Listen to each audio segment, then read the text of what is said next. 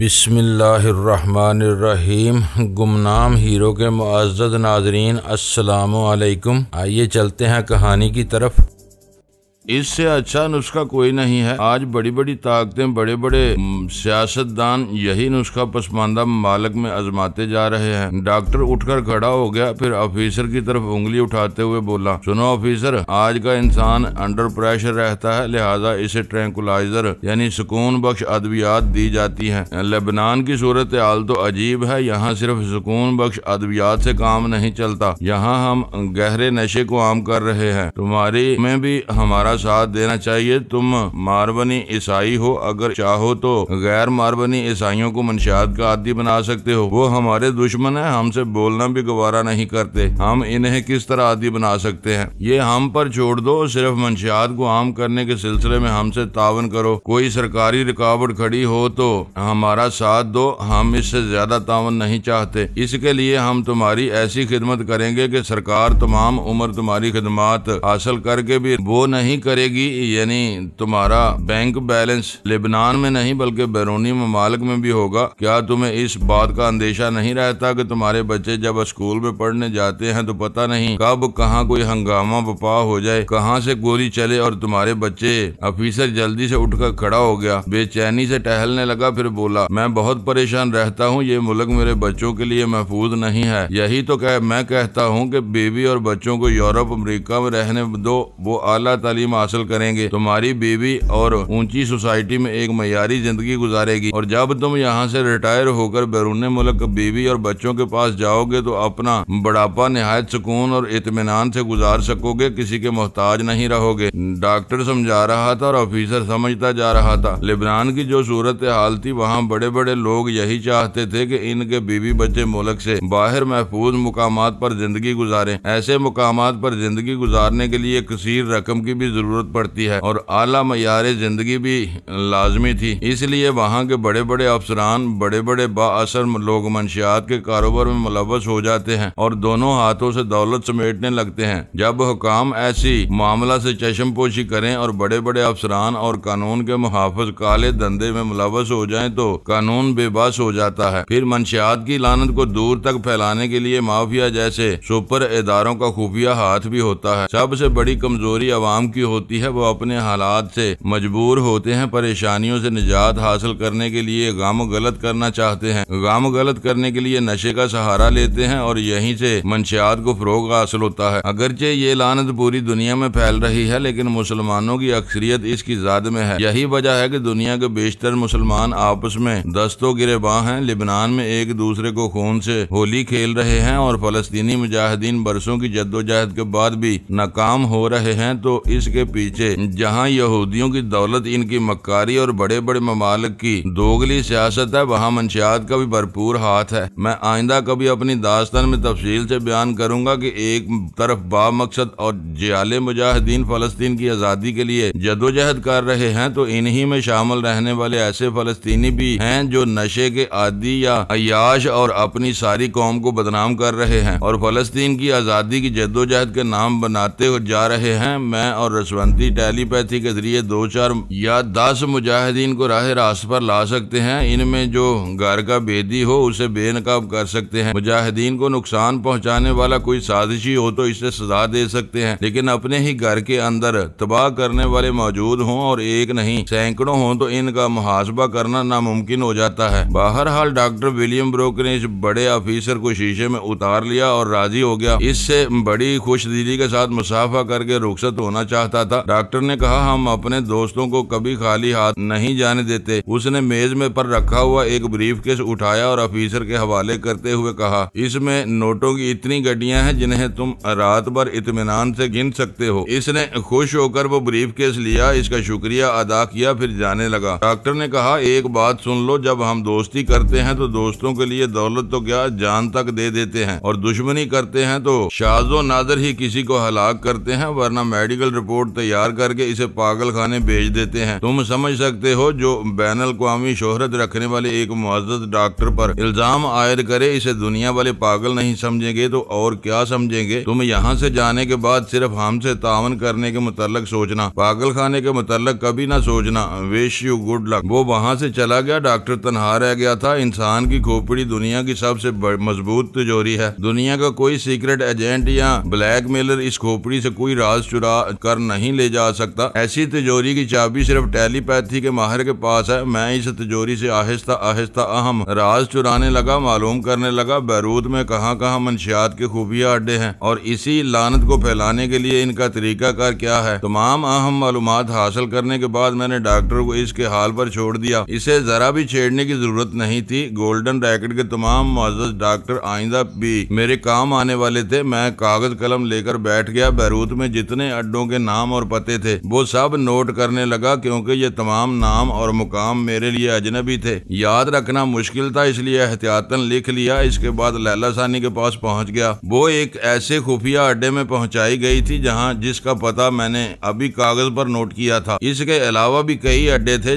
लेकिन जहां वो पहुंचाई गई थी वहां सिर्फ यहूदी आलाकारों से राब्ता कायम किया जाता था। रिवाल्वर वाला भी यहूदी था। इसका नाम इसहाक राबिन था। इस वक्त वो लैला से कह रहा था, मिस सारा आइज़क, तुम हमारी हम मजहब हम कौम हो। अगर तुम्हारी जैसी ज़हीन लड़कियां हमारा साथ देंगी तो हम मुसलमानों में मंशियात का जहर आसानी से फैला सकते हैं। मैं अपने मुल्क की तरफ से सरकारी काम करने आई हूँ, तुम्हारी आलाकार नहीं बन सकती। हम इस्राइल हुकूमत से तुम्हारे सिलसिले में बात कर सकते हैं। तुम्हारी सरकार को हमसे बहुत फायदा पहुँचेगा। तुम लोग फलस्तीनी मुजाहिदीन से बेजार हो। याद रखो, ये मुसलमान सिर्फ तुम्हारी फौज से और हथियारों से नहीं मरेंगे। इन्हें मारना है तो आहिस्ता आहिस्ता मारो, स्लो पॉइजन, और इतना सुस्त अलसर जहर के इन्हें पता भी न चले और ये आपस में लड़ते जाएं और मरते जाएं। इनको जेर करने का सिर्फ एक ही तरीका है, इन्हें होश में न रहने दिया जाए, हमेशा मदहोश रखा जाए। इसकी बात खत्म होते ही फोन की घंटी बजने लगी। इसने रिसीवर उठाकर कहा, हेलो, मैं इसहाक राबिन बोल रहा हूँ। दूसरी तरफ से आवाज आई, मैं बदर शेख हूँ, मुझे फौरी तौर पर 20 किलो की जरूरत है, अभी तुम्हारे अड्डे पर माल पहुँच जाएगा। उसने रिसीवर रख दिया। मैं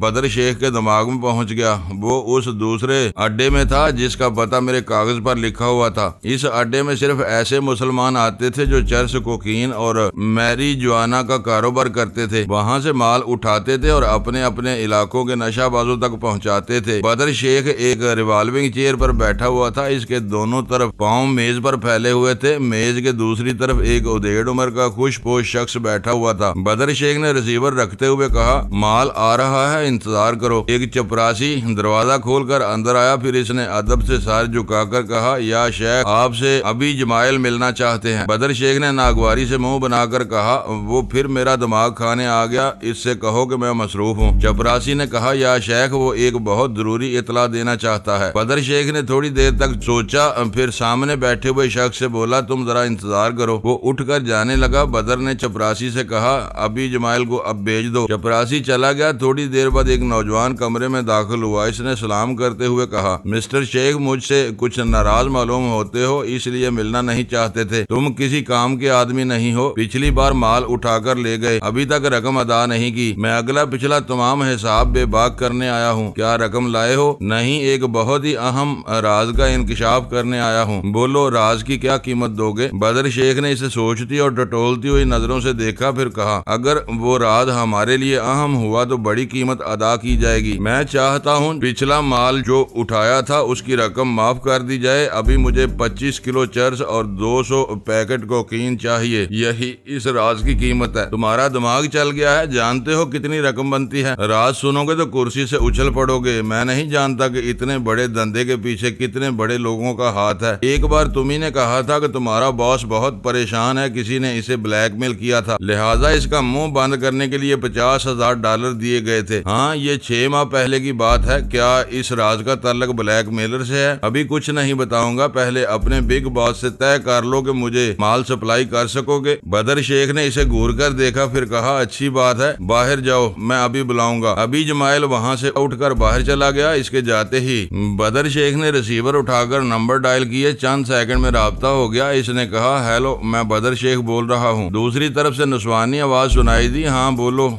मैं अटेंड कर रही हूँ। इसने कहा, मिस गाइड, एक पनाहगज़ी कैंप पर एक फलस्तीनी मुजाहिद हमारा आलाकार है। वो एक अहम राज का इंकशाफ करना चाहता है, लेकिन इसका मुआवजा तलब कर रहा है। राज क्या है और मुआवजा कितना है? वो पिछली बार 15 किलो चर्स ले गया था, उसकी रकम वाजिब लाद है। अब 25 किलो चर्स और 200 पैकेट कोकीन चाहता है। होल्ड ऑन करो। दूसरी तरफ से खामोशी छा गई। मैं मिस गाइड के दिमाग में पहुंच गया। ये नाम भी बहुत खूब था। इसके पास पहुंचकर पता चला कि वो 20 बरस की दोशीजा है, अभी शादी नहीं हुई, इसलिए मिस कहलाती है। क्योंकि गोल्डन रैकेट का कोई भी डॉक्टर बराह रास्त मंशियात का धंधा करने वालों से राब्ता कायम नहीं करता, लिहाजा इसकी जगह मिस गाइड ये फराइज अंजाम देती थी। वहाँ जितने बड़े आलाकार मसलन यहूदी इसहाक राबिन और मुसलमान बदर शेख जैसे लोग थे, इनसे मिस गाइड ही राब्ता कायम करती थी। वो ये इन्हें गाइड लाइन देती थी, क्योंकि इनकी रहनुमाई करती थी, लिहाजा गाइड कहलाती थी। और क्योंकि कंवारी थी, लिहाजा इसे मिस कहा जाता था। इस तरह इसका नाम मिस गाइड पड़ गया। वैसे अंग्रेजी जुबान में मिस गाइड का मतलब है गुमराह करना। देखा जाए तो वो गुमराह करने वाले कारोबार में मुलव्वस थी, लिहाजा ये पहलू इसका नाम मिस गाइड बिल्कुल मुनासिब था। वो रिसीवर के माउथ पीस पे हाथ रखकर डॉक्टर विलियम ब्रोक को अबी जमाइल के मुताल्लिक बता रही थी। डॉक्टर ने तमाम बातें सुनने के बाद कहा, शेख से कहो वो अबी जमाइल के सामने ट्रांसमीटर ऑन रखे, हम यहाँ से इसकी बातें सुनेंगे। इससे पहले इस नौजवान को अच्छी तरह समझा देना कि अगर वो राज हमारे लिए किसी भी अहमियत का हामिल ना हुआ तो इससे पिछली रकम खड़े खड़े वसूल की जाएगी और आइंदा वो रकम अदा किए बगैर वहाँ से माल नहीं उठा सकेगा। मिस गाइड ने यही बात टेलीफोन पर बदर शेख से कह दी। बदर ने अपने मेज की दराज से एक छोटा ट्रांसमीटर निकालकर अपने सामने रख लिया, फिर चपरासी के जरिए अबी जमाइल को तलब किया। जब वो आकर सामने कुर्सी पर बैठ गया तो इसने ट्रांसमीटर को ऑन किया। फिर मिस गाइड से राब्ता कायम होने के बाद इस ट्रांसमीटर को अबी जमाइल के सामने रखते हुए कहा, हमें तुम्हारी शराइत मंजूर हैं, तुम्हारा जो भी मुतालबा है पूरा किया जाएगा, तुम इस राज का इंकशाफ करो। अबी जमाइल ने खंकार कर गला साफ किया, फिर ट्रांसमीटर की तरफ देखते हुए कहा, ये परसों शाम की बात है। बुजुर्ग जलीलुल कदर के इलाके में एक अजनबी टैक्सी में बैठकर आया। वहाँ पहुँचते उसने बुजुर्ग और वहाँ के कुछ ही मर्दों औरतों के दिल जीत लिए। इसकी बातों में अजीब सहर था। वो गैर मामूली सलाहियतों का मालिक था। किसी का नाम, उसकी उम्र और उसका चेहरा मालूम करके इसका जायचा बनाता था, फिर उसके मुतालिक सही पेशगोई करता था। मसलन इस इलाके में हदीका नाम की एक हसीन दोशीदा रहती है। वो एक लड़के से प्यार करती थी, एक नौजवान को चाहती थी। महबूब को इस ईसाई मलेशिया के आदमियों ने कहीं कैद कर रखा था। इसका सुराग नहीं मिल रहा था, लेकिन अजनबी ने बैठे बैठे इसका सुराग लगा लिया। सिर्फ इतना ही नहीं, इसकी प्लानिंग के मदद सिर्फ 2 मुजाहिद वहाँ गए और महबूब को उनकी कैद से निकाल लाए। बदर शेख ने मुदाखलत करते हुए कहा, तुम किसी अहम राज का जिक्र कर रहे थे, ये क्या किस्सा सुना रहे हो? जो कह रहा हूँ इसे तहम्मुल से सुनो, इस राज का उस वाक़े से ताल्लुक है। बदर शेख खामोश हो गया। अबी जमाइल कहने लगा, थोड़ी देर बाद वो टैक्सी ड्राइवर एक अंग्रेज को वहाँ ले आया। वो प्लास्टिक सर्जरी का माहिर मालूम होता है। इसके आते ही तमाम लोगों को कमरे से बाहर जाने के लिए कहा गया। मैं इनमें शामिल होकर ये तमाशा देख रहा था। जब 1 घंटे बाद हम इस कमरे में पहुंचे तो वो अजनबी नहीं था। उस अंग्रेज ने प्लास्टिक सर्जरी के जरिए उसका चेहरा बदल दिया था। आप सुनकर हैरान रह जाएंगे कि उसका उस वक्त सामने वो अजनबी नहीं बल्कि क्रिस्टोफर मैकी बैठा हुआ था। बदर शेख ने चौंक कर पूछा, क्या बकवास कर रहे हो? एक क्रिस्टोफर मैकी कैसे बन सकता है? मैं सच कह रहा हूँ, वो अंग्रेज बड़ा ही बाकमाल था। सुना है मशहूर प्लास्टिक सर्जरी करने वाला है। मुझे इसका नाम मालूम नहीं है। बहरहाल वो अंग्रेज वहाँ से चला गया, मगर अजनबी क्रिस्टोफर मैकी की हैसियत से वहाँ बैठकर प्लानिंग करता रहा कि किस तरह वो असली क्रिस्टोफर मैकी की जगह लेगा। ये कहकर अबी जमाइल ने फातहाना अंदाज में बदर शेख को देखा, फिर कहा, असली क्रिस्टोफर मैकी के मुताल्लिक सुनो। पिछली बार तुमने मुझे बताया था कि क्रिस्टोफर मैकी ने तुम्हारे बॉस को ब्लैकमेल किया और इससे $50,000 वसूल किए। वो क्रिस्टोफर मैकी माहिर नजूमी था, सितारों की चालों को समझता था और सही जायचा बनाता था कि इसने अपनी मौत के मुतल्लिक भी पेशन गोई कर दी। इसने कहा था कि अगर आज रात मैं जिंदा रह गया तो कल से मेरी जिंदगी लंबी हो जाएगी और मैं तबाही मौत मरूंगा, वरना आज रात इसकी आखिरी रात थी। और मिस्टर बदर शेख, उसने परसों रात को अपनी आखिरी रात गुजारी और वाकई वो इसकी आखिरी रात थी। वो अपनी पेशगोई के मुताबिक मारा गया। इसकी लाश गायब कर दी गई है। अब इसकी जगह वो नकली क्रिस्टोफर मैकी मौजूद है। इस फलस्तीनी नौजवान अबी जमाइल की बातें सुनकर मैं हैरान और परेशान हो गया। अगर मैं अपने वतन पाकिस्तान में जाकर ये कहना कहना चाहूँ कि एक फलस्तीनी ने मेरे साथ धोखा किया तो शायद कोई यकीन न करे, इसलिए कि मुस्लिम ममालिक के मुसलमान फलस्तीनियों की हमदर्दी नहीं, इनकी अकीदतमंद है। मैं इनकी बेइंतहा इज्जत करते हैं और इनके खिलाफ कुछ सुनना गवारा नहीं करते, मगर जिनके पाँव में जूता काटता है वही समझता है कि छाला किस तरह बना था। हमें इस हकीकत को तस्लीम करना चाहिए कि किसी भी मुल्क या किसी भी कौम में फरिश्ते नहीं होते, इंसान होते हैं और इंसान से गलतियां होती हैं। इंसानों में शैतान भी छुपे होते हैं। यही वजह है कि फलस्तीनी मुजाहिद अपनी सच्ची और ईमान अफरोज जद्दोजहद के बावजूद नाकाम होते आ रहे हैं। इनकी नाकामी की एक वजह पहली बार मेरे सामने आई थी और आइंदा पता नहीं क्या इंकशाफ होने वाले थे। अभी जमाइल को फलस्तीनी मुजाहिद कहना मुज़ाहिक का खेज होगा। मैंने इस गद्दार पर लानत भेजी और मिस गाइड के दिमाग में पहुंच गया। वो हैरानी से कह रही थी, डॉक्टर अगर अभी जमाइल का बयान दुरुस्त है तो हम इस नकली क्रिस्टोफर मैकी से बड़े फायदे उठा सकते हैं। इसने तायद में सर हिलाकर कहा, मैं यही सोच रहा हूँ। क्रिस्टोफर मैकी बहुत पुरअसरार बना हुआ है, जिस मुल्क में जाओ वहाँ वो मौजूद होता है। समझ भी नहीं आता कि एक क्रिस्टोफर मैकी बिया के वक्त कितने ममालिक में वजूद रखता रहता है। अगर बैरूत का क्रिस्टोफर मैकी मर चुका है, उसकी लाश गायब हो चुकी कर दी गई है और इसकी जगह किसी ने ले ली है, तो इसका मतलब ये हुआ कि वो जालसाजी करने वाला क्रिस्टोफर मैकी का रोल बड़ी कामयाबी से अदा कर रहा है। मिस गाइड ने कहा, जी हाँ, अगर वो परसों से वहाँ मौजूद है, इसका मतलब ये है कि इसने क्रिस्टोफर मैकी के तमाम मातहतों से गुफ्तगू की होगी, इसके मुलाजमों से बातचीत की होगी और इस दौरान जाने कैसे कैसे मामला तय किए होंगे। क्या वो क्रिस्टोफर मैकी के तमाम बैरूनी और अंदरूनी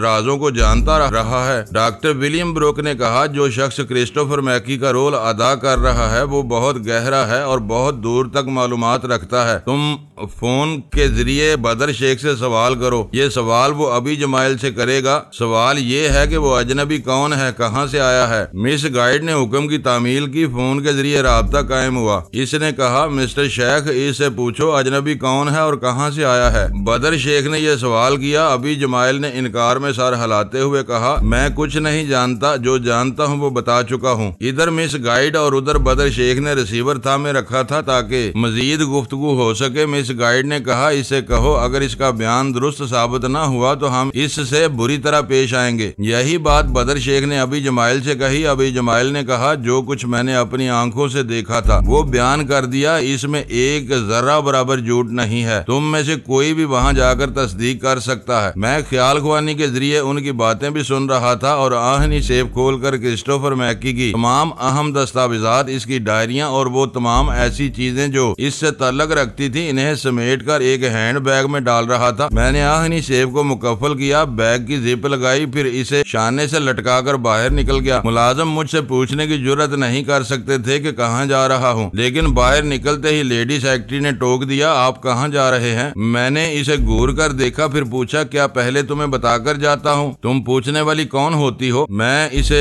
टाल कर अपनी कार के पास आया। वहाँ ड्राइवर खड़ा हुआ था। मैं इस अजनबी शहर में ड्राइवर के साथ ही जाना चाहता था, लेकिन अब हालात बदल गए थे। पता नहीं मैं यहाँ वापस आ भी सकता था या नहीं। मैंने स्टीयरिंग सीट संभाल कर गाड़ी स्टार्ट की, फिर इसे ड्राइव करता हुआ बंगले के अहाते से निकल गया। मैं नहीं जानता था कि मुझे कहाँ जाना चाहिए। फिलहाल इस बंगले से दूर जाना चाहता था ताकि डॉक्टर विलियम ब्रोक या इसका कोई आदमी मुझसे फौरन राब्ता कायम न कर सके और मैं इतनी देर में कोई अच्छी सी तदबीर सोच लूं। मैं चाहता था अभी मुझे क्रिस्टोफर मैकी की जगह से हटना ना पड़े। मैं कोई ऐसा चक्कर चलाऊं कि बी जमाइल झूठा पड़ जाए। अक्सर ऐसा ही होता है, इंसान सोचता कुछ है, होता कुछ है। मैं इत्मीनान से एक जगह बैठा ख्याल ख्वानी के जरिए अपने मामलात से निपट रहा था। सोच भी नहीं सकता था कि हमारे जांबाज मुजाहिदीन के दरमियान कोई घर का बेदी लंका डालेगा। मैं इस घर के बेदी को झूठा साबित करने के लिए कुछ मोहलत चाहता था। आइए, जब तक मुझे अपने बचाव के लिए मोहलत मिल रही है, इस वक्त तक मैं उन वाक़यात का जिक्र करूं जो मेरे 5.5 घंटे की नींद के दौरान पेश आए और मेरी गैर मौजूदगी में रसवंती इन वाक़यात से निमटती रही। वो मेरे लिए 6 घंटे की नींद का वक्त मुकर्रर करने के बाद दिमागी तौर पर अपनी जगह वादी काफ में हाजिर हो गई थी, क्योंकि सोनिया बेदार होकर पूछ रही थी, तुम इस तरह गुमसुम क्यों बैठी हो?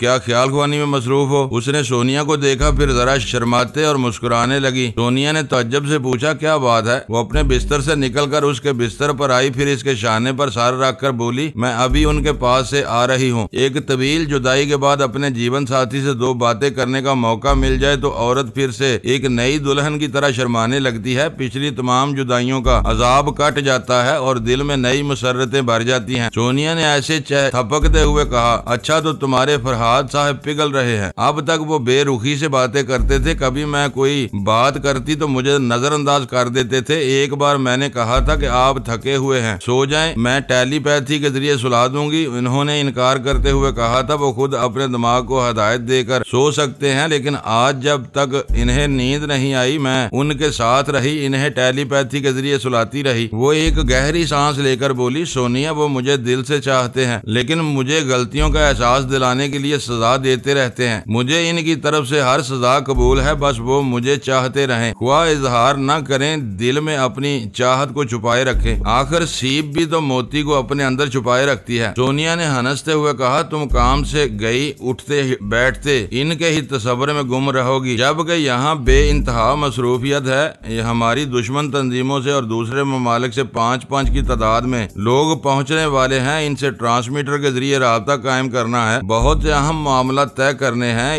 इसके लिए तुम्हारी ख्याल ख्वानी जरूरी है। फरहाद का मशवरा भी लाजमी है। वो 6 घंटे के लिए सो रहे हैं। इन्होंने कहा है कि मैं इनकी गैर मौजूदगी में अपने तमाम साथियों से राब्ता कायम करूं और तुम्हारी जहानत पर एतमाद करते हुए दोस्तों और दुश्मनों से मामला तय करती रहूं। अच्छी बात है, हम जरा गुसल वगैरह से फारिग होकर नाश्ता करेंगे, इसके साथ ही अपना काम शुरू कर देंगे। वो बिस्तर से उठ गई। दोनों बिस्तर पर 2 पारस सो रहे थे। रसवंती ने पूछा, क्या इन्हें यहीं छोड़ दें? अब किस बात का डर है, यहाँ एक भी दुश्मन नहीं है, सब अपने हैं और यकीनन हमारे इस कॉटेज के एतराफ सख्त पहरा होगा। वो कॉटेज से बाहर आई। वाकई मुसल्लह मुकामी बाशिंदे मुहाफिज के तौर पर खड़े हुए थे। 4 औरतें दरवाजे के सामने खड़ी थी। इन्हें देखते ही दोनों हाथ सीने पर बांधकर अपने सर झुका लिए और कहा, हम आपकी खिदमत के लिए वक्फ हैं। हम में से 2 बच्चों को संभालेंगी। ये खादमा आपकी पसंद के खाने तैयार करने अंग्रेजी जानती हूँ, इसलिए आप दोनों की किसी से भी रवाबत में दुश्वारी नहीं होगी। सोनिया ने कहा, पता नहीं हमें यहाँ कितने अरसे तक रहना है, हम तुम्हारे जरिए यहाँ की मुकामी जुबान सीखेंगी। वो खादमाएं अपने अपने काम में लग गईं। सोनिया और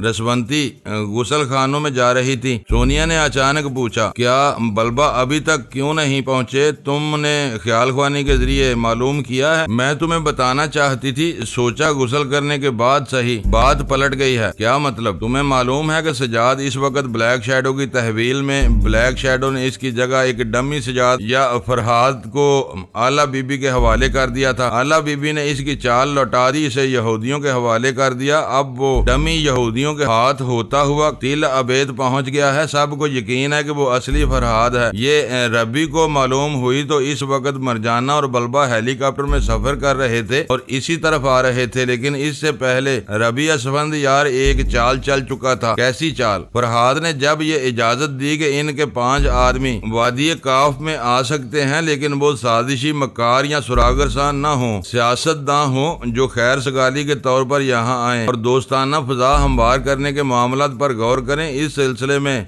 दूर की कोड़ी लाया। इसने तनवीमी अमल के जरिए अपने इन में से 2 को अपना मामूल बनाया और एक एक घड़ी इनकी कलाइयों पर बांध दी। इन घड़ियों में एक नन्हा सा सुरख बल्ब है जो रिमोट कंट्रोल के जरिए ऑफ ऑन होता है। रबी ने तनवीमी अमल के जरिए इनके दिमाग में ये बात बिठा दी थी कि जब भी घड़ी का सुरख बल्ब जलने बुझने लगा होगा तो हेलीकॉप्टर का पायलट खतरा महसूस करेगा और इस हेलीकॉप्टर को वापस ले आएगा। दूसरे सियासतदान की घड़ी में बल्ब ऑन ऑफ होगा तो इसे तनवीमी अमल के दौरान दी हुई हदायत याद आ जाएंगी और वो हदायत होंगी कि इसे अपनी ममलकत इसराइल की कोई सियासी हेरा फेरी करनी चाहिए। जब वो किसी सियासी हेरा फेरी या साजिश के कामयाब अमल से गुजर जाएगा तो वो बातें इसके जहन से दोबारा महव हो जाएंगी, वो सब कुछ भूल जाएगा। वो यही अमल के दौरान होने वाली गुफ्तगू इस वक्त तक याद नहीं आएगी जब तक दोबारा वो नन्हा सा सुरख बल्ब ऑन ऑफ नहीं होगा। सोनिया ने इस बात में सर हिलाकर कहा, रबी असफंद यार ने बहुत दूर की चाल चली है। तनवीमी अमल और रिमोट कंट्रोल सिस्टम मिलाकर एक ऐसा तरीका कर अपनाया है कि इंसानी जहानत की दाद देनी पड़ती है। खैर आगे बताओ और क्या हो रहा है? होता क्या है, जब इन यहूदियों को यकीन हो गया कि असली फरहाद इनके कब्जे में आ गया है तो रबी असफंद यार ने रिमोट कंट्रोल के जरिए पायलट को खतरे की इतला दी। वो हेलीकॉप्टर तिल अबेद वापस ले आया। मरजाना और बल्बा को ये तासर दिया गया कि हेलीकॉप्टर में कोई खराबी हो गई है, क्योंकि और हेलीकॉप्टर वहां मौजूद नहीं है, इसलिए दूसरे दिन इन्हें काफ तक पहुंचा दिया जाएगा। सोनिया होंठों को सख्ती से बेचकर रसवंती की बातें सुन रही थी। इसने कहा, आखिर फरहाद ने मरजाना और बल्बा को तिल अबैद जाने के लिए क्यों कहा? हम में से कोई नहीं जानता था कि रबी अस्पंद यार इतनी गहरी चाल चलेगा। सारी दुनिया जानती है कि यहूदी कितने मक्कार, कितने खुदगर्ज और इब्नुल वक्त होते हैं, वो अपने बाप के भी नहीं होते। आखिर यही हुआ ना, और बल्बा को वहां फंसा दिया। कोई ना कोई नई परेशानी जरूर। अब हम इनके लिए फिक्रमंद रहेंगे। रसवंती ने कहा, आराम से गुसल करो, नाश्ता करो और अपने काम में लग जाओ। मैं ख्याल ख्वानी के जरिए इनकी खबर लेती हूँ। जो भी हालात होंगे तुम्हें बता दूंगी। थोड़ी देर बाद वो चुपचाप बल्बा के दिमाग में पहुंच गई और वो निहायत एक बहुत ही आलीशान मेहमान खाने में थे। इसराइली हुकाम के मरजाना टार्टर गलबा की होने वाली बहू और कोहे काफ की आइंदा मलका बनने वाली थी, इसलिए उसके शायाने शान इन्हें एक बहुत ही आलीशान महल में मेहमान खाने में ठहराया गया था। इसकी खिदमत के लिए बहुत ही कनीजें हाजिर रहते थे। एक निहायत ही रंगीन और आरास्ता ख्वाबगाह में टार्टर बल्बा जख्मी हालत में पड़ा हुआ था। इसके करीब ही मरजाना गुस्से से टहल रही थी। एक डॉक्टर और दूसरा इसराइली अफसरान खड़े हुए थे। वो सब हाथ बांधे बाअदब थे। एक अफसर कह रहा था, मिस मरजाना, हमारी दरख्वास्त कबूल कर लें। प्लीज मिस्टर बल्बा के इलाज की इजाजत दें। इनके जख्म बहुत गहरे हैं। मैं जानती हूँ जख्म बहुत गहरे हैं, लेकिन इन जख्मों का इलाज बल्बा की आदात के मुताबिक वादी काफ में पाई जाने वाली जड़ी बूटियों से होगा। मैं पूछती हूँ वो हमें क्यों रोका गया है? हम अर्ज कर चुके हैं, हेलीकॉप्टर की खराबी की वजह से आपको वापस आना पड़ा। दूसरा हेलीकॉप्टर मौजूद नहीं है। बकवास है क्या? इतनी बड़ी इसराइली ममलकत में एक हेलीकॉप्टर नहीं है। मैं जानती हूँ जब तुम लोग किसी को कैदी बनाकर नहीं रख सकते तो मुअज़्ज़ज़ मेहमान बनाकर रख लेते हो। इतनी खुशामदे करते हो, इतनी खिदमत करते हो कि वो बेचारा अपने आप को कैदी समझ ही नहीं पाता। लेकिन तुम रसवंती की टेलीपैथी से महफूज नहीं रह सकोगे। अगर कोई चाल चल रहे हो तो बाज आ जाओ। दूसरे ऑफिसर ने कहा, हम नादान नहीं हैं, अच्छी तरह जानते हैं टेलीपैथी के आगे हमारी कोई चाल नहीं चल सकती। बाई गॉड, हम आपके मामले में दयानतदार हैं। हम कोशिश कर रहे हैं आज शाम तक आप यहाँ से मिस्टर बल्बा के साथ रवाना हो जाएं। कल इस हेलीकॉप्टर में खराबी पैदा हो गई थी, आज क्या दूसरे खराबी पैदा होगी? अगर नहीं तो ताखीर की वजह बताओ। आप यकीन करें ये डॉक्टर मौजूद हैं, ये इस बात की गवाही देंगे कि आपके साथ जो 5 मुअज़्ज़ज़ीन वादी काफ जा रहे थे, इनमें से एक सख्त बीमार है। शाम तक इसकी तबीयत संभल जाएगी। क्या इसकी जगह किसी दूसरे का इंतखाब नहीं हो सकता? हमने बहुत सोच समझ कर इन 5 ज़हीन अफराद का इंतखाब किया है ताकि मदाम रसवंती को हमसे कोई शिकायत ना हो। अच्छी बात है, अगर वो बीमार शख्स शाम तक सेहत याब ना हो सका तो मेरे साथ सिर्फ तुम्हारे 4 आदमी जाएंगे, लेकिन हम शाम से पहले रवाना हो जाएंगे। रसवंती ने अफसरान की बातें सुनकर ये अंदाजा कर लिया कि इनके हाथ जो डमी फरहाद लगा है वो इसका जिक्र मरजाना और बल्बा के सामने नहीं कर रहे हैं, यानी अपने हाथ आने वाले फरहाद को अभी एक राज बनाकर रख रहे हैं। हालांकि वो जानते थे कि रसवंती डमी फरहाद के दिमाग में पहुंचेगी तो इसे मालूम हो जाएगा कि वो तिल अबीद में यहूदियों का मेहमान खास बना हुआ है। फिर उन्होंने मरजाना से क्यों छुपाया, ये बात समझ में नहीं आई। रसवंती एक तवील अरसे तक वहाँ रह चुकी थी, वहाँ के तमाम अहम और बड़े अफसरान से अच्छी तरह वाकिफ थी। मैंने इसे बता दिया था कि तनवीमी अमल और रिमोट कंट्रोलिंग सिस्टम के बाहमी राब्ते से जो तरीकाकार अपनाया गया है उसे सिर्फ रबी अस्पंद यार और सीक्रेट सर्विस का चीफ ऑफिसर जानता है। और अब रबी अस्पंद यार ने चीफ ऑफिसर को भी तनवीमी अमल के जेरे असर लाकर इसके दिमाग से इस तरीकाकार को बुला दिया है। वो जब चीफ ऑफिसर के दिमाग में पहुंचकर उसके ख्यालात को कुरीदने लगे तो वो वाकई वो चीफ ऑफिसर रबी अस्पंद यार के नए तरीकाकार को भूल चुका था। वो तनवीमी अमल के जेरे असर था, यानी इनके ख्याल के मुताबिक रसवंती ये मालूम नहीं कर सकती थी कि मरजाना और बल्बा को किसी चालबाजी से यहाँ रोका गया है। वो दिमागी तौर पर अपनी जगह हाजिर हो गई। इस वक्त सोनिया ट्रांसमीटर के जरिए सुपर मास्टर, मास्कमैन और मुख्तलिफ तंजीमों से राब्ता कायम करते जा रही थी। इसने कहा, ठहरो, पहले मेरी बात सुन लो। कोई बात सतही तौर पर देखी जाए तो इतनी पेचीदा नहीं लगती, लेकिन इसमें डूब कर देखो तो जहन उलझता जाता है। मसलन यही बात कि एक डमी फरहाद यहूदियों के हाथ लग गया, दूसरी डमी हम सजाद के नाम से जानते हैं, वो ब्लैक शैडो के पास है। असली फरहाद कहाँ है ये हम में से कुछ लोगों को मालूम है, लेकिन फरहाद ने बताया है कि ब्लैक शैडो पर सजाद की हकीकत खुल गई है। अगर ब्लैक शैडो को सजाद की हकीकत मालूम हो गई है तो वाकई मामला उलझ गया है। मैं यही पूछने आई हूँ कि क्या इन हालात में ब्लैक शैडो नहीं सोचेगा कि इसकी चाल पे दर पे नाकाम हो रही है। इधर सजाद डमी फरहाद, उधर खुद ब्लैक शैडो ने डमी फरहाद तैयार करके इसे आला बीबी के हवाले किया और आला बीबी ने इसे तिल अबेद पहुंचा दिया। क्या इन हालात में वो नाकाम होकर ये इंकशाफ नहीं करेगा कि तिल अबेद में असल फरहाद नहीं है? सोनिया ने ताइद में सर हिलाकर कहा, वहाँ वो नाकामी से झुंझलाकर इंकशाफ कर सकता है। इस तरह फरहाद के इस मंसूबे को नुकसान पहुंच सकता है कि वो हमेशा रपोश रहे और ख्याल ख्वानी के जरिए हमारे काम आता रहे। तुम क्या मशवरा देती हो? क्या दुनिया वालों पर यह जाहिर हो जाए कि असल फरहाद ना तो कभी यहूदियों के हाथ आया था, ना ही इसके दिमाग को नुकसान पहुंचाया गया था और ना ही एक तवील अरसे से वो किसी दुश्मन से बराह रास्त मुखातब हुआ है। सोनिया ने इनकार में सर हिलाते हुए कहा, दुनिया वालों को ये नहीं मालूम होना चाहिए फरहाद की ये प्लानिंग बहुत ही दानिशमंदाना है। दुश्मन हमेशा खुशफहमी में मुब्तला रहे और फरहाद गोशा गुमनामी में रहकर ख्याल ख्वानी के जरिए इनकी चालों को समझता रहे और जवाबी कार्रवाई करता रहे। इस मंसूबे में कोई गड़बड़ नहीं होनी चाहिए। फिर तो ब्लैक शैडो से कोई समझौता करना होगा। कुछ भी करो लेकिन इसे राज फाश करने का मौका न दो। सोनिया,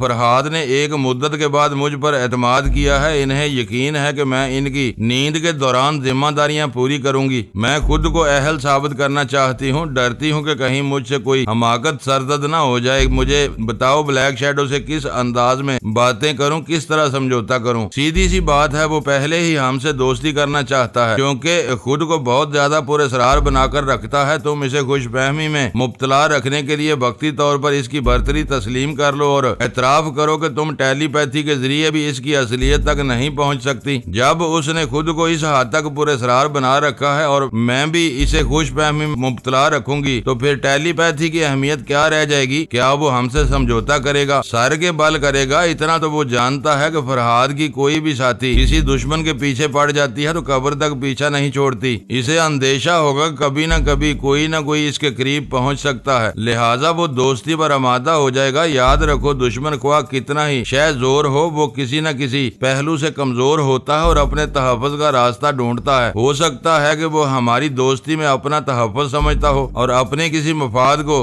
बरकरार रखना चाहता हो। मैं इधर ट्रांसमीटर के जरिए दूसरों से राब्ता कायम कर रही हूँ, तुम उधर ख्याल ख्वानी के जरिए सजाद के पास जाओ। इसके जरिए ब्लैक शैडो से गुफ्तगू हो सकेगी। इस दौरान कोई दुश्वारी हो, कोई मसला पेश हो तो मुझे बता देना। मैं अपनी बसात के मुताबिक मशवरा दूंगी। बाद में देखा जाएगा कि फरहाद को हम दोनों की मुश्तरका कार्रवाई पसंद आती है या नहीं। वो सजाद के दिमाग में पहुंच गई। सजाद एक कमरे में टहल रहा था, कभी बैठ जाता, कभी उठकर एक खिड़की के पास जाता था और बाहर दूर के मनाजर देखने लगता था। वो ज़हनी तौर पर उलझा हुआ था, समझने की कोशिश कर रहा था कि जब इसे फरहाद अली तैमूर समझकर यहूदियों ने सारी दुनिया में कैदी की हैसियत से इसकी नुमाइश की थी तो इस वक्त वो अपने आप को सजाद समझता था और फरहाद का रोल अदा करता जा रहा था। लेकिन कैद के दौरान अचानक ही वो सजाद की हैसियत से गुम हो गया, खुद को फरहाद समझता रहा। अब यही बात इसे परेशान कर रही थी कि वो किस तरह अपने आप को भूल गया, किस तरह अपने आप को सिर्फ फरहाद समझ रहा था। जो सवालात उसके जहन में पैदा हो रहे थे उनका जवाब भी इसकी समझ में आ रहा था। वो सोच रहा था, जिस तरह ब्लैक शैडो ने तरमीमी अमल के जरिए मेरी सजाद वाली शख्सियत को जाहिर किया है, इसी तरह हो सकता है कि फरहाद भाई ने मुझे तरमीमी अमल के जरिए फरहाद बना दिया हो और मेरी सजाद वाली शख्सियत को गुम कर दिया हो। मेरी समझ में यही बात आती है, तुम दुरुस्त समझ रहे हो। रसवंती की सोच की लहरों को अपने दिमाग में सुनते ही वो चौंक गया। फौरन पलटकर सामने वाली दीवार को देखने लगा। वहाँ एक बड़ा सा आईना था, इसमें खुद को देख सकता था। वो तेजी से चलता हुआ आईने के सामने आया, फिर खुद से पूछने लगा, क्या मैं दुरुस्त समझ रहा हूँ? क्या ये बात मैं खुद सोच रहा था कि कहीं ये ख्याल ख्वानी की लहर तो नहीं है? ये भी दुरुस्त सोच रहे हो। अब सोचो कि ख्याल ख्वानी किसके जरिए हो सकती है। ओह, मैं समझ गया, भाईजान आप हैं। मैं भाईजान नहीं, भाभी जान हूँ। उसने हैरानी से आईने में खुद को देखते हुए पूछा, कौन भाभी जान? मैं जानती हूँ फरहाद ने शायद ही तुम्हारे सामने मेरा जिक्र किया हो क्योंकि मेरे और उनके दरमियान इख्तलाफात थे। वैसे मैं रसवंती हूँ। वो आईने में खुद को देखते हुए यूं मुस्कुराया जैसे भाभी जान को देख रहा हो। फिर उसने पेशानी पर हाथ ले जाते हुए कहा, अस्सलामु अलैकुम। भाईजान के जिक्र न करने से क्या होता है, आपको तो सारी दुनिया जानती है। मैं भला कैसे नहीं जान सकता, लेकिन बाबा साहब के इदारे में रहकर मैंने सुना था कि आप दिमागी तौर पर कमजोर हो गई हैं, ख्याल ख्वानी नहीं कर सकेंगी। ये बात पुरानी हो चुकी है, अब तुम्हारे भाईजान का दिमाग कमजोर हो चुका है, वो ख्याल ख्वानी नहीं कर सकते, इसलिए मैं तुम्हारे पास आई हूँ। वो कहाँ है? खैरियत से तो हैं? बिल्कुल खैरियत से हैं। अब इनके मुताल्लिक कुछ न पूछो। अगर दुश्मनों ने तुम पर तशद्दुद किया या तरमीमी अमल के जरिए मालूम किया तो तुम इन्हें सब कुछ बता दोगे। तुम्हें एक तजर्बा हो चुका है। फरहाद ने तुम्हारे अंदर सजाद अली तैमूर की शख्सियत को छुपा रखा था, ब्लैक शैडो ने इसे जाहिर कर दिया। आप दुरुस्त कहती हैं, मैं भाईजान के मुताल्लिक कोई सवाल नहीं करूंगा। ब्लैक शैडो का रवैया तुम्हारे साथ कैसा है? वो तुमसे किस किस्म के सवालात करता है? रवैया अभी तक दोस्ताना है। वो इस इंतजार में है कि भाईजान टेलीपैथी के जरिए मुझसे या इनके किसी मातहत से राब्ता कायम करेंगे तो वो इनसे गुफ्तगू करेगा। तुम ब्लैक शैडो तक इतला पहुंचाओ कि मैं इससे बात करना चाहती हूँ। वो स्विच बोर्ड के पास आया, वहाँ इसने एक सुर्ख रंग के बटन को दबाया। इसकी सोच कह रही थी इसी मकान के दूसरे कमरे में कहीं घंटी बज रही है। थोड़ी देर में ही एक शख्स अंदर आकर अदब से खड़ा हो गया। फिर इसने पूछा, फरमाइए। मैं ब्लैक शैडो से राब्ता कायम करना चाहता हूँ, मेरी रसवंती भाभी उससे गुफ्तगू करेंगी, मैं अभी इंतजाम करता हूँ। वो चला गया। थोड़ी देर बाद ही एक ट्रांसमीटर लेकर आया। इसे एक मेज पर रखते हुए बोला, मैंने फ्रीक्वेंसी सेट कर दी है, आप इसे ऑपरेट करें और इनसे गुफ्तगू करें। उसने ट्रांसमीटर को ऑपरेट किया। जरा सी देर में राब्ता कायम हो गया। दूसरी तरफ से ब्लैक शैडो की रोब और दबदबा से भरपूर आवाज सुनाई दी, हेलो सज्जाद, बोलो, मैं सुन रहा हूँ। सज्जाद ने कहा, रसवंती भाभी मेरे दिमाग में मौजूद हैं और तुमसे गुफ्तगू करना चाहती हैं। मैं कैसे मान लूं कि तुम्हारे दिमाग में कोई मौजूद है? अब वो मदाम रसवंती हैं या फरहाद? हो सकता है कि इन दोनों में से कोई ना हो। तुम एक बार वहाँ से फरार होने की कोशिश कर चुके हो सकता है इस वक्त कोई चक्कर चला रहे हो। रसवंती ने सोच के जरिए कहा, सजाद इससे कहो वो अपने किसी मातहत से ट्रांसमीटर पर गुफ्तगू करे और इसे यहाँ बुलाए, अभी मेरी मौजूदगी साबित हो जाएगी। सजाद ने यही बात ब्लैक शैडो से कही। वहाँ इसका एक मातहत जो अभी ट्रांसमीटर लेकर आया था मौजूद था। इसने कहा, सर मैं यहाँ मौजूद हूँ। ब्लैक शैडो ने कहा, मैं मदाम रसवंती से मुखातब हूँ, अगर वो मौजूद हैं तो मेरे मातहत के जरिए गुफ्तगू करें। सजाद वहाँ से हट गया। इसका मातहत ट्रांसमीटर के सामने आ गया। इसी वक्त वो औरत के अंदाज में कहने लगा, हाय ब्लैक शैडो, मैं औरत जात हूँ, मुझे पर्दा करना चाहिए। तुम पर्दे में कहाँ छुपे बैठे हो? क्या यकीन आ रहा है कि मैं रसवंती बोल रही हूँ? ब्लैक शैडो ने अपने मातहत को डांट कर पूछा, क्या बकवास कर रहे हो? अपनी आवाज में बोलो। रसवंती ने कहा, ये बेचारा अब वही बोलेगा जो मैं चाहूंगी, अलबत्ता इतनी रियायत कर सकती हूँ कि यह जनाना नहीं मर्दाना आवाज में बातें करे, लेकिन जो कुछ कहेगा मेरी मर्जी के मुताबिक कहेगा। मैं तस्लीम करता हूँ तुम मदाम रसवंती हो। अभी मुझे ताने दे रही थी कि मैं पर्दे में हूँ, तुमने फरहाद को पर्दा नशीन क्यों बना दिया है? जरा एक मिनट, मैं अभी फरहाद से पूछकर बताती हूँ। रसवंती ने सोनिया को ब्लैक शैडो से होने वाली गुफ्तगू मुख्तसर तौर पर सुनाई। फिर पूछा, मैं क्या जवाब दूं? मुअज़्ज़ज़ नाज़रीन, लाइक करें, शेयर करें और कमेंट्स बॉक्स में पाक आर्मी जिंदाबाद, पाकिस्तान पाइंदाबाद का नारा ज़रूर दर्ज करके अपने मुल्क पर फ़ख्र करें और पाकिस्तान की बुनियादें मजबूत करने में अपना किरदार अदा करें। वीडियो देखने का शुक्रिया। मुअज़्ज़ज़ नाज़रीन, अपना ख्याल रखिएगा और हमारे चैनल का भी। ISI पाक आर्मी जिंदाबाद, पाकिस्तान पाइंदाबाद।